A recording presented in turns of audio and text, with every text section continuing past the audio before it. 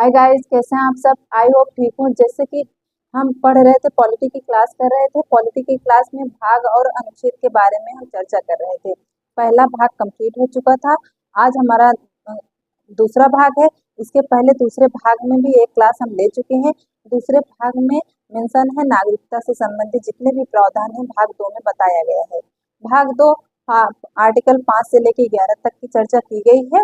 ये तो जो भाग 2 है नागरिकता से संबंधित जितने भी प्रावधान है 5 से लेकर 11 तक के आर्टिकल में तो है, लेकिन आप इसी नागरिकता के चैप्टर में जानेंगे कि कितने तरीके से नागरिकता मिलती है भारत की और कितने तरीके से नागरिकता समाप्त हो जाती है भारत की। तो चलिए देखते हैं। एक बार भाग 1 देख लेंगे, भाग 2 भी थोड़ा सा देख लेंगे, बहुत तेजी से देखेंगे क्योंकि रिवीजन लेंगे। उसके बाद हम जो आज का टॉपिक है कि नागरिकता कैसे कैसे प्राप्त की जा सकती है भारत की और कैसे चली जाती है, उसमें हम पढ़ेंगे CAA। जो CAA आया था उसका बहुत विरोध हुआ था, उसके बारे में भी हम चर्चा करेंगे। तो चलिए आज इस क्लास में सबसे पहले रिकैप ले लेते हैं। रिकैप लेने से आप इस क्लास से जुड़ भी जाएंगे और आप में इंटरेस्ट भी आ जाएगा। तो चलिए देखते हैं। भाग एक में था भारत एवं उसके राज्य क्षेत्र। भाग 1 का नाम था भारत एवं उसके राज्य क्षेत्र। इसमें क्या कहा गया था? इसमें आर्टिकल कहाँ से कहाँ तक था, अनुच्छेद कहाँ से कहाँ तक था? अनुच्छेद 1 से लेके 4 तक। 1 से लेके 4 तक भाग एक में कितने आर्टिकल हैं तो पूछा जाएगा, तो आप कहेंगे 1 से लेके 4 तक। भाग 1 में कितने आर्टिकल है? 1 से लेके 4 तक। भाग 1 का क्या नाम है, मतलब भाग 1 में किस चीजों का प्रावधान किया गया है? तो भारत एवं उसके राज्य क्षेत्र, उसके राज्य क्षेत्र का प्रावधान किया गया है। जिसमें से पहला क्या था? भारत राज्यों का संघ है। दूसरा था कि संसद विदेशी राज्यों को भारत में मिला सकती है। राज्यों को भारत में मिला सकता है। इसका सबसे मिला सकता है। इसका एक ही एग्जाम्पल आप समझिए, सिक्किम एक अलग देश था, वो अब भारत का एक राज्य बन चुका है। कब बना था? 16 मई 1975 को। 16 मई 1975 को सिक्किम भारत का राज्य बन चुका था। इससे पहले वो एक स्वतंत्र देश था। तो ये काम कौन करेगा अपने भारत में मिलाने के लिए? किसी विदेशी राज्य को अपने भारत में मिलाने के लिए ये काम कौन करेगा? तो संसद करेगी। संसद को यह अधिकार दिया गया है किस आर्टिकल के तहत? आर्टिकल 2। आर्टिकल 3 कहता है कि संसद जो भारत के राज्यों की सीमा में बढ़ोतरी कर सकती है, बढ़ा सकती है और नए राज्य की स्थापना कर सकती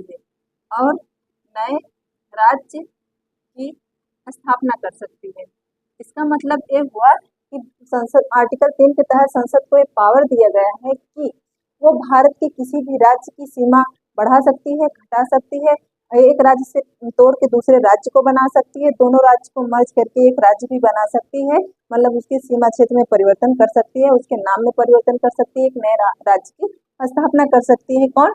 संसद। 21 आर्टिकल में दिया गया। आर्टिकल 3। आर्टिकल 4 कहता है कि जब संसद आर्टिकल 2 और 3 का इस्तेमाल कर रही होगी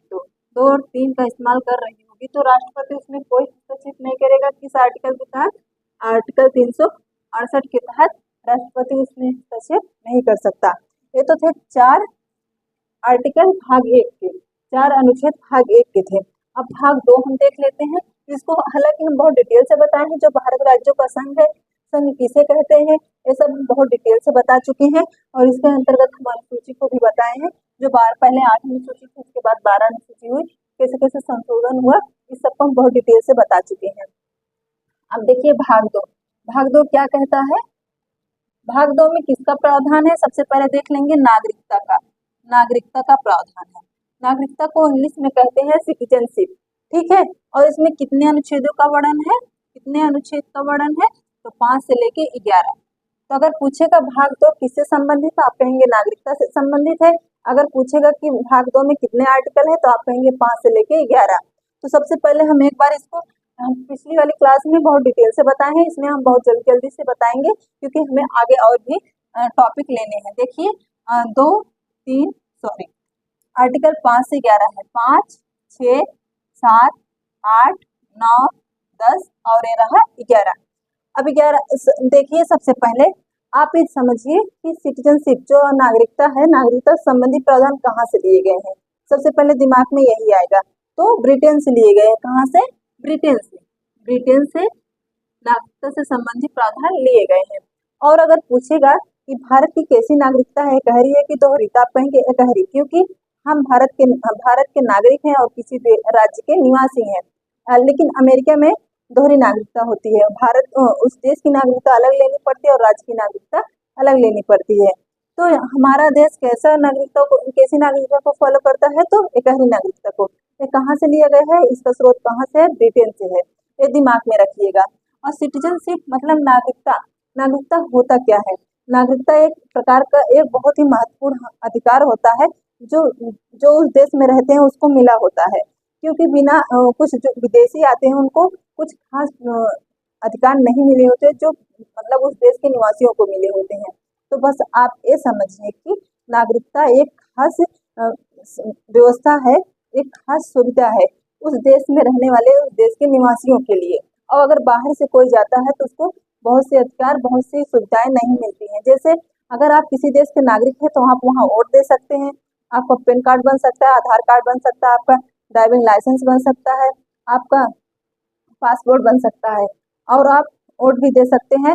और चुनाव में खड़े होकर के कोई मंत्री भी बन सकते हैं, प्रधानमंत्री भी बन सकते हैं, राष्ट्रपति भी बन सकते हैं। लेकिन अगर कोई विदेशी आता है जिसके पास हमारे देश की नागरिकता नहीं है, वो घूम फिर रह सकता है, सब कुछ कर सकता है, लेकिन उसे कुछ प्रावधान नहीं दिए, कुछ अधिकार नहीं दिए गए हैं। जैसे न वोट दे सकता है, न वो चुनाव लड़ सकता है, न उसका पैन कार्ड, न आधार कार्ड, कुछ नहीं। जब तक वो यहाँ की नागरिकता नहीं लेगा तब तक उसको कुछ नहीं सुविधाएं मिलेगी।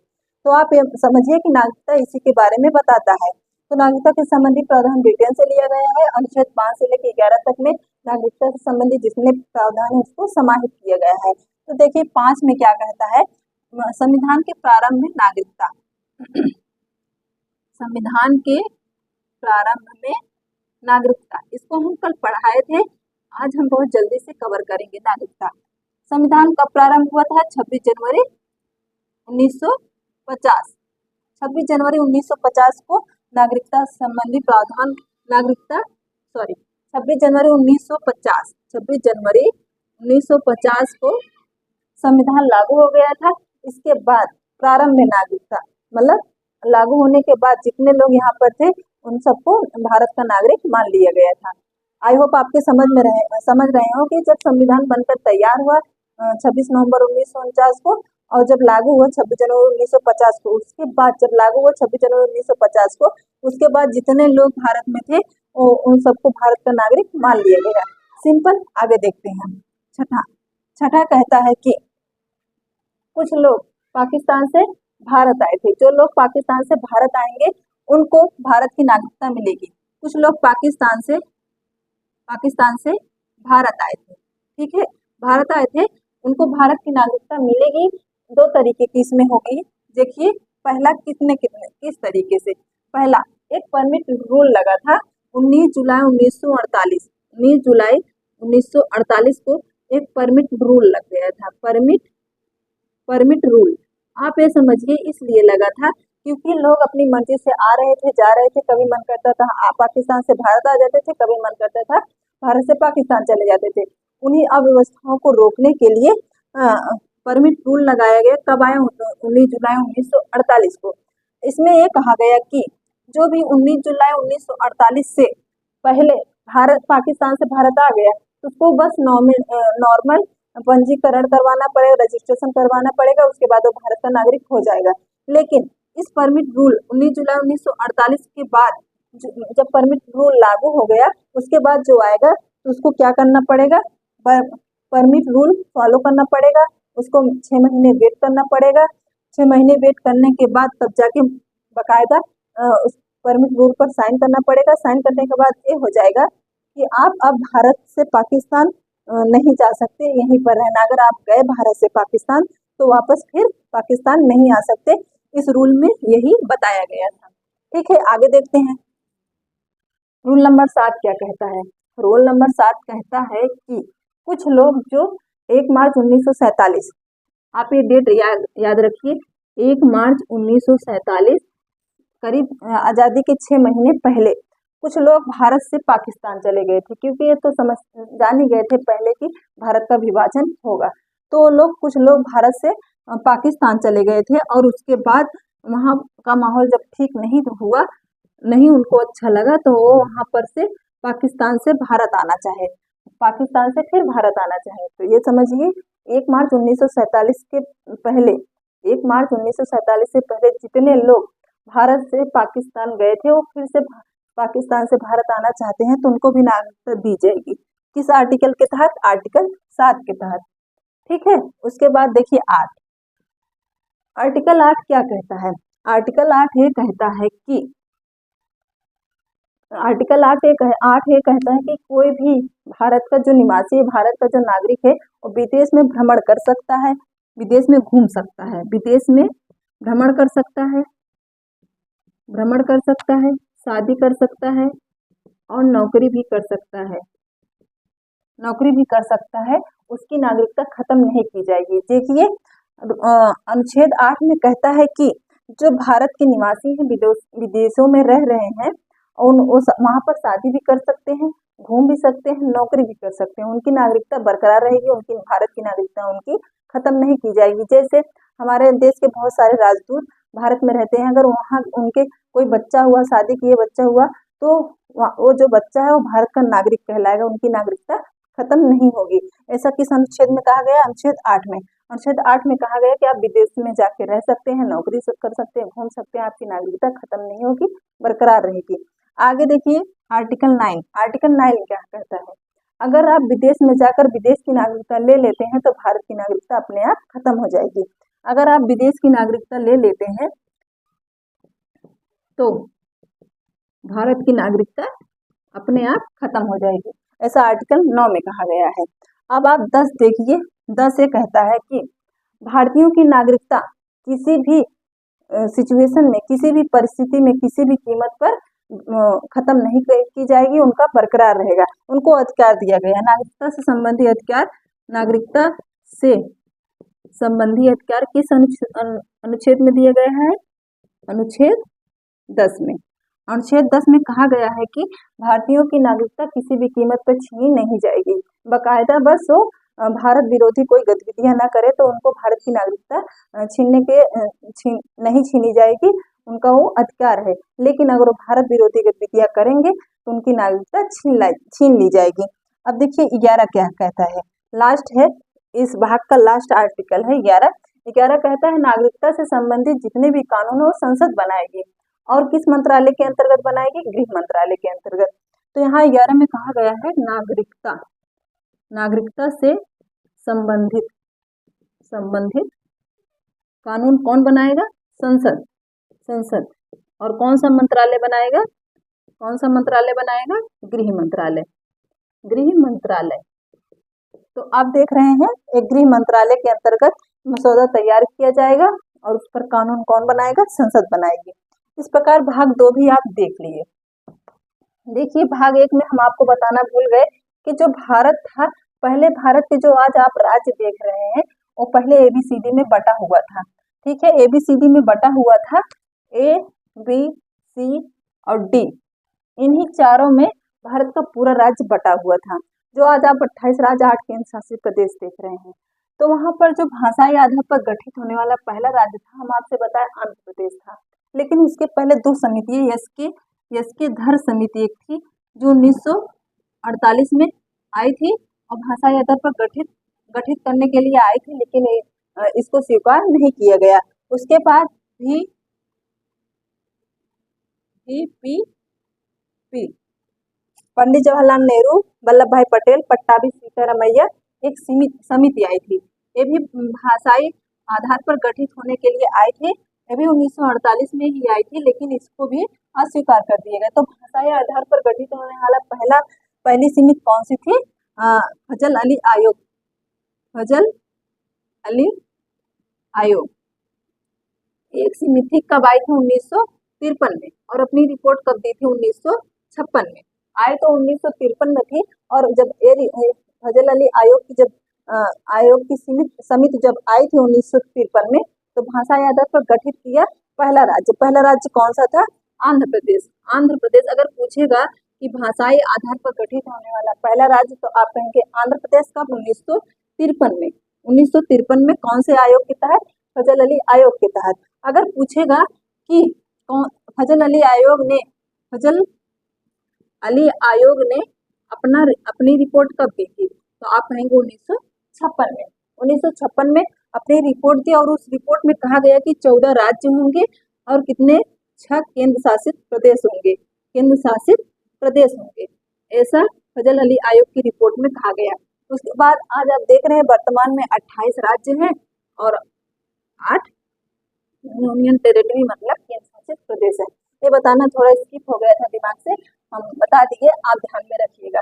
उसके बाद आप भाग 2 देख रहे हैं, कंप्लीट हो गया। भाग 1 भी कंप्लीट हो गया। अब देखेंगे कि आगे हमें क्या पढ़ना है। आगे हम देखेंगे कि भारत की नागरिकता कैसे मिलती है और भारत की नागरिकता कैसे चली जाती है। आगे हम देखेंगे कि भारत की नागरिकता कितने तरीके से हम प्राप्त कर सकते हैं। तो पहला आप देखिए नागरिकता। देखिए जितने भी प्रावधान भाग 2 में किए गए थे कि जो पाकिस्तान से भारत गए हैं और भारत से जो पाकिस्तान है, इन सबके लिए जो आर्टिकल 6 और 7 था, 6 और 7 था, इसमें जो कहा गया था कि जो भारत से पाकिस्तान गए हैं, हाँ, उनके लिए जो प्रावधान किया गया था, और जो जो पाकिस्तान से भारत आ रहे थे, पाकिस्तान से भारत जो आ रहे थे, उनके लिए जो प्रावधान किया गया था, और जो भारत से पाकिस्तान चले गए थे और फिर पाकिस्तान से भारत आना चाहते थे, उनके लिए जो प्रावधान 6 और 7 में किया गया है, उस समय की परिस्थिति को देखकर किया गया था। बस उस समय की जो परिस्थिति थी, जो विभाजन की परिस्थिति थी, उसको कंट्रोल करने के लिए लोग इधर से उधर आ रहे थे, उनको कंट्रोल करने के लिए इस आर्टिकल को जोड़ा गया था, जो वर्तमान में इसका कोई महत्व नहीं है। लेकिन आप देख रहे हैं कि जो नागरिकता से संबंधित कोई भी विशेष प्रावधान नहीं किए गए थे, लेकिन तब इस पे बहुत मांग होने लगी कि नागरिकता से संबंधित कोई भी आके नागरिक यहाँ पर बस जाता था, मतलब बस इसी रूल के तहत, और यहाँ की नागरिकता ले लेता था। लेकिन इसमें करना था विशेष प्रावधान, ताकि इतनी आसानी से किसी भी देश की नागरिकता न मिले। अगर किसी भी देश की इतनी आसानी से नागरिकता मिल जाती है तो क्राइम बहुत ज्यादा होता है। तो सबको रोकने के लिए नागरिकता से संबंधित कुछ अधिनियम लाए गए। अधिनियम का मतलब होता है जो पूरे तरीके से नियम कानून न बने, उसको अधिनियम कहते हैं। तो सबसे पहले आया नागरिकता से संबंधित अधिनियम 1955। 1955 में आया नागरिकता से संबंधित पहला अधिनियम। उसके बाद हालांकि बहुत सारे संशोधन हुए, जैसे पहला संशोधन हुआ 1986, फिर दूसरा हुआ 1992, तीसरा हुआ 2003 में, और चौथा हुआ 2005 में। उसके बाद आया 2019। 2019 में ही आया CAA। अभी हम आगे चर्चा करेंगे कि CAA क्या है। तो देखिए सबसे पहले हम देखेंगे कि नागरिकता से संबंधित जो प्रावधान किए गए हैं और नागरिकता से संबंधित जो अधिनियम लाए गए हैं 1955 में, उसमें क्या कहा गया है कि कितने तरीके से नागरिकता आप प्राप्त कर सकते हैं। ये जो नागरिकता हम बताए 6 और 7 में इस तरीके से प्राप्त करना, तो ये उस समय की परिस्थिति को देखकर बनाए गए थे, लेकिन इसमें संशोधन करना बहुत जरूरी था, क्योंकि बस इसी तरीके हमेशा लोग भारत से पाकिस्तान, पाकिस्तान से भारत नहीं आ सकते, और भी देश के जो नागरिक हो हमारे यहाँ की नागरिकता लेना चाहेंगे, तो उनके लिए उन सब के लिए प्रावधान किया गया। और भारत के लोगों को नागरिकता कैसे प्राप्त हो सकती है, तो 5 तरीके से प्राप्त होती है। पहला जन्म, दूसरा वंश, तीसरा पंजीकरण, चौथा विदेशीकरण, और 5वां है अर्जित भूमि के द्वारा।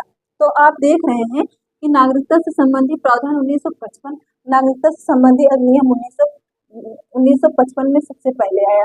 1955 में ही बताया गया कि जन्म के जो भी बच्चा भारत में जन्म लेगा वो भारत का नागरिक हो जाएगा। इसका बहुत मिसयूज हुआ, ये बहुत ही गलत था। क्यों गलत था?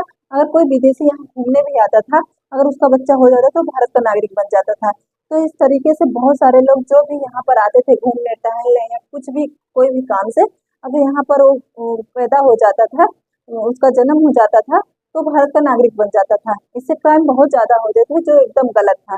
तो उसके बाद पहला संशोधन हुआ 1986 में। अगर पूछेगा भारत शासन अधिनियम भारतीय नागरिकता संबंधी अधिनियम 1955 में कब संशोधन हुआ पहली बार? 1955 के बाद पहली बार तो 1986 में हुआ। 1986 में कहा गया इस क्राइम को रोकने के लिए कि किसी को भी नागरिकता मिल जाती थी, मतलब अगर जो भारत में जन्म लिया हो चाहे जहाँ का हो भारत का नागरिक बन जाता था। तो उसी को रोकने के लिए कहा गया 1986 में पहला संशोधन किया गया और कहा गया कि उस बच्चे के माता या पिता में से कोई एक भारत का नागरिक होगा, कोई एक भारत का नागरिक होगा तभी उसे भारत की नागरिकता मिलेगी। पहला संशोधन 1986 में ये कहा गया। फिर 2003 में यहाँ नहीं लिखे हैं, 2003 में फिर एक संशोधन हुआ। अगला संशोधन कब हुआ? 2003 में। कहा गया दोनों की नागरिकता वैध होनी चाहिए। मतलब आप ये समझिए कि यहाँ पर दोनों की नागरिकता वैलिड होनी चाहिए। अवैध रूप से अगर आप नागरिक बने हैं दोनों में से कोई एक, तो आपकी नागरिकता खत्म कर दी जाएगी। तो दोनों की नागरिकता वैध होनी चाहिए और माता पिता जो हो चाहे जहाँ को जो तरीका है संवैधानिक जो कानून है उस कानून के हिसाब से आपको अगर नागरिकता आपकी वैध मानी जाएगी, वैलिड मानी जाएगी, तभी आप भारत के नागरिक हो सकते हैं। 2003 के संशोधन में कहा गया। तो पहला संशोधन कब हुआ? 1955 के बाद 1986 में, दूसरा हुआ 2003 में। आगे देखते हैं दूसरा जो है नागरिकता से संबंधित अधिनियम जो 1955 में दूसरा कहा गया है, किस तरीके से आप नागरिकता प्राप्त कर सकते हैं? तो वंश के आधार पर। वंश के आधार पर देखिए, वंश भारत में वंश किसको माना जाता है? पिता। पिता के आधार पर ही वंश का निर्धारण किया जाता है। कहते हैं माता का कोई वंश नहीं होता। अगर जैसे पिता का जो सरनेम है वही माता का सरनेम होगा, चाहे वो किसी भी कास्ट की हो। तो वंश कौन निर्धारित करता है? पिता। ये कहता है कि अगर भारत में कोई लड़का है और वो विदेशी लड़कियों से अगर शादी कर लेता है तो भी अगर उसका बच्चा विदेश में हुआ लेकिन वो बिकॉज उसका पापा यहाँ का है, उसका पिता भारत का है, तो उसको भारत की नागरिकता मिल जाएगी। किसके आधार पर? वंश के आधार पर नागरिकता मिल जाएगी। तो 1992 में एक संशोधन हुआ। कहा गया कि जब एक गलत था, मतलब पिता के वंश के आधार पर नागरिकता नहीं मिलनी चाहिए, माता के भी वंश के आधार पर नागरिकता मिलनी चाहिए। तो देखिए माता जो है 1992 में एक संशोधन हुआ और उसमें कहा गया कि माता और पिता दोनों के वंश के आधार पर नागरिकता मिलेगी। यहाँ पर देखिए दूसरा कौन सा तरीका हुआ नागरिकता प्राप्त करने के लिए? वंश के आधार पर। पहले पिता था, उसमें संशोधन हुआ 1992 में, माता और पिता दोनों के वंश के आधार पर बच्चे को नागरिकता मिल जाएगी। आगे देखिए तीसरा है पंजीकरण। ये बहुत ही इम्पोर्टेंट है। अब ये जो पंजीकरण है इसी के अंतर्गत आता है NRC और आता है CAA। कहता है पंजीकरण में विदेशियों को कम से कम 7 साल तक यहाँ पर रहना पड़ेगा। हाँ, पंजीकरण के अंतर्गत कहता है विदेशी जो यहाँ की नागरिकता लेना चाहेंगे कम से कम वो 7 साल तक यहाँ रहें। उसके बाद रजिस्ट्रेशन करवाएं। उसके बाद तब गृह मंत्रालय सोचेगा उनको नागरिकता देनी है कि नहीं। वो अगर 6 महीने में भी दे सकता है, 6 साल में भी दे सकता है या नहीं दे सकता है। लेकिन उसके पहले का प्रोसेस यही है कि कोई विदेशी अगर भारत की नागरिकता लेना चाहता है तो 7 साल तक यहाँ पर रहेगा। उसके बाद रजिस्ट्रेशन करवाएगा। उसके बाद गृह मंत्रालय जो मसौदा तैयार करती है संस्था, गृह मंत्रालय वो सोचेगी कि 6 महीने में देना है कि 6 साल में देना है कि नहीं देना है। ठीक है, तो ऐसा पंजीकरण के तहत था। इसी के अंदर CAA था।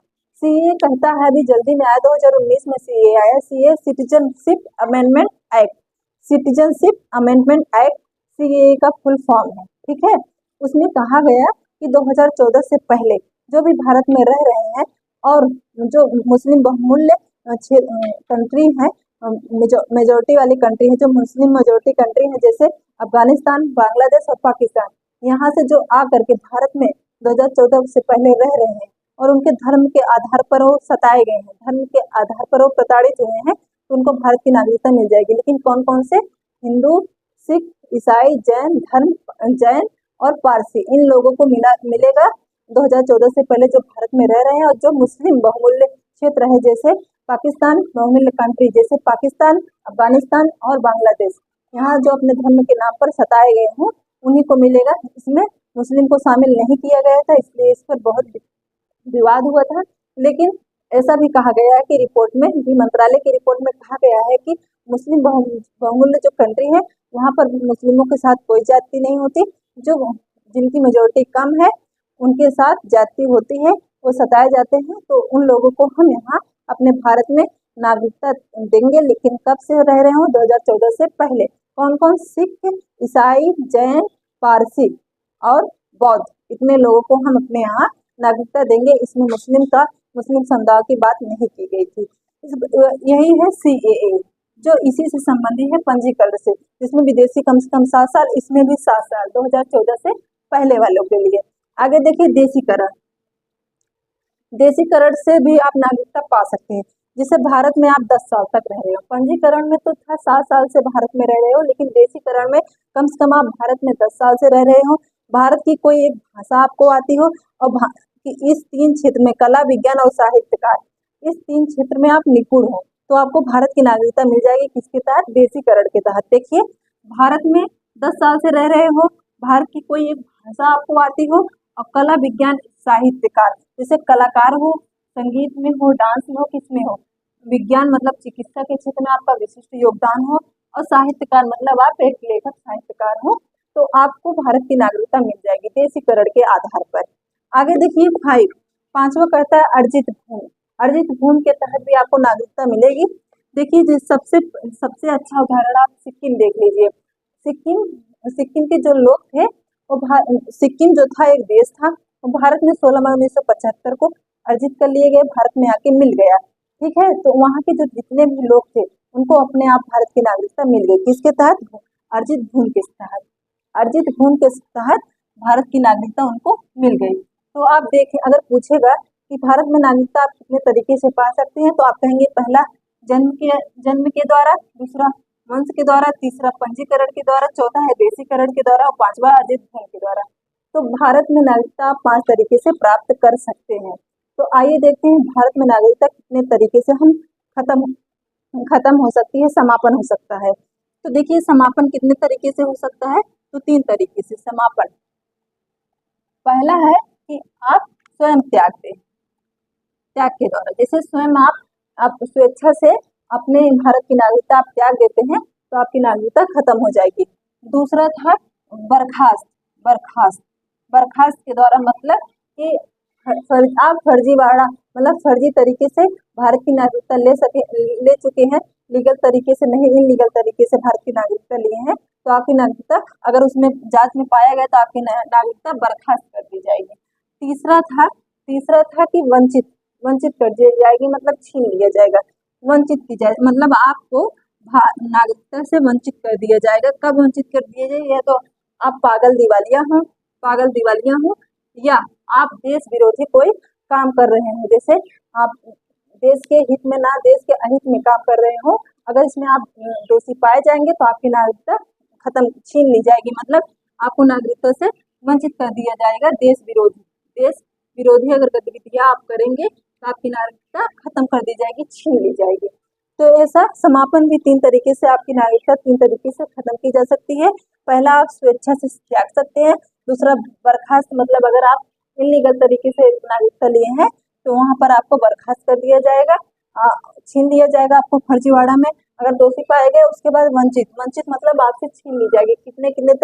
किस सिचुएशन में? या तो आप पागल हो, आप देश के हित में काम ना कर रहे हो, और देश विरोधी गतिविधियां कर रहे हो, तो आपकी नागरिकता छीन ली जाएगी। इस प्रकार आप देख रहे हैं कि नागरिकता से संबंधित जो अधिनियम आया 1955 में, उसमें कहा गया कि 5 तरीके से आपको नागरिकता मिलेगी। पहला, जन्म के द्वारा, दूसरा वंश के द्वारा, तीसरा पंजीकरण के द्वारा, चौथा देशीकरण के द्वारा, और 5वां था अर्जित भूमि के द्वारा आपको नागरिकता मिलेगी। 3 तरीके से जा भी सकती है। त्याग, आप स्वयं त्याग दे। दूसरा, बर्खास्त कर लिया जाए अगर आप इलीगल तरीके से लिए हैं। तीसरा है वंचित, मतलब पागल और देश विरोधी गतिविधियां कर रहे हो। इस प्रकार आप देख रहे हैं कि जो भाग 2 था आर्टिकल 5 से 11, उसके अंतर्गत बहुत ही डिटेल से आपको सारे आर्टिकल को बहुत सारे तरीके से हम आपको बताने की कोशिश करें, ताकि आपको याद हो जाए। तो आप ले लीजिए एक स्क्रीनशॉट, हम लेकर आते हैं कुछ और आपके लिए प्रश्न।